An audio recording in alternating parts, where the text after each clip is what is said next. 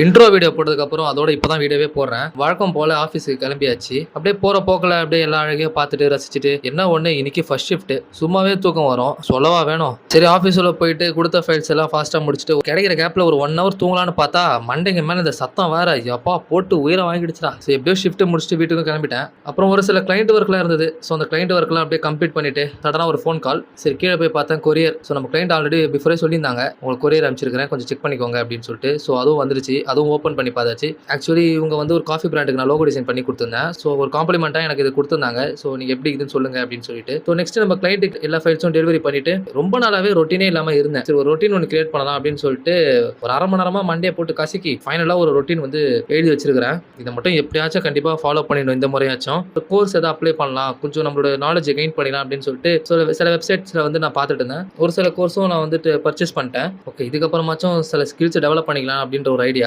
இந்த நாள் ஃபுல்லாக அப்படியே ஒரு மாதிரி பிஸியாகவே போயிடுச்சு. நெக்ஸ்ட் வீடியோவில் சந்திப்போம். Bye by.